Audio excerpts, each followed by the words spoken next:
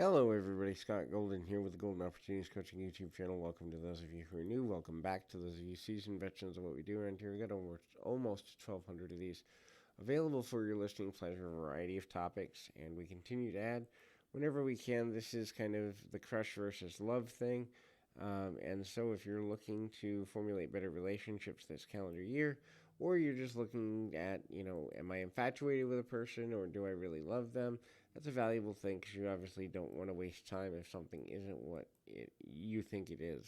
So the amount of time that you are giving to a scenario can be an important indicator. So if you are rushing in time, that means it's more likely to be a crutch and you are infatuated with the idea of being with the person. However, if you're building time and they're reciprocally giving back to you, then this could be a loving situation. The other person has to be willing to give back to you in that way in order for there to be a lasting connection. So the mutual nature of the connection is important. Also, the continuation of kind of the back and forth willingness to learn about each other is there. With a crush, you learn about their likes and dislikes to try and impress them.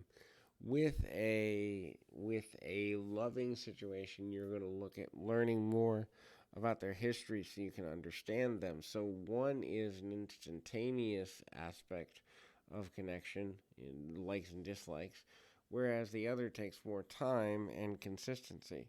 Now, are you attracted to more than them physically? That's the easiest way to tell. A crush, obviously, is going to have higher levels of lust. Not that you can't have some lust in a loving relationship, but the physical proximity is going to be the most important piece, and so that becomes problematic in the sense of trying to figure out how to move forward from there. The next thing there is, does your focus, your attention, your attraction shift over time? So a steady increase in level of attraction is normal for a loving scenario, whereas it comes as a flood and goes out like a wave is more so in line with a crush situation.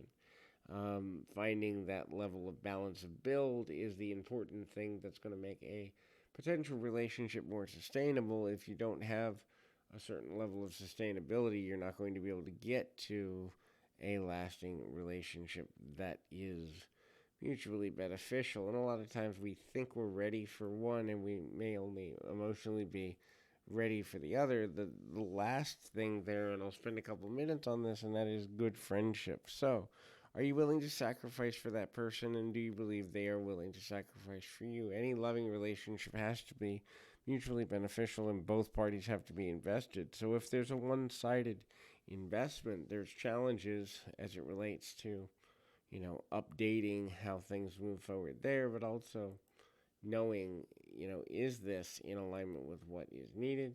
Is this in alignment with what is there?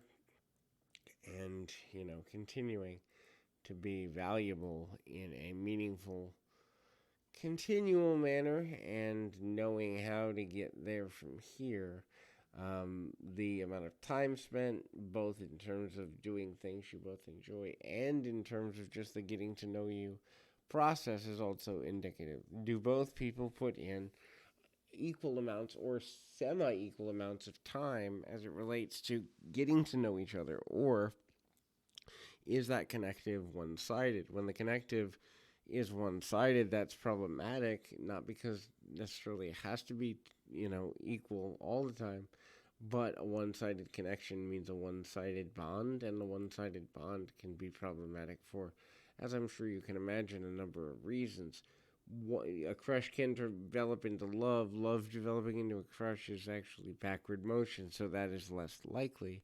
But knowing what you're dealing with on an emotional level from both partners is imperative to being able to plan a meaningful strategy for the use and continued development of the relationship as a whole. Hopefully this is helpful. I encourage you to keep your feet on the ground, your mind in the moment. Until next time, everybody.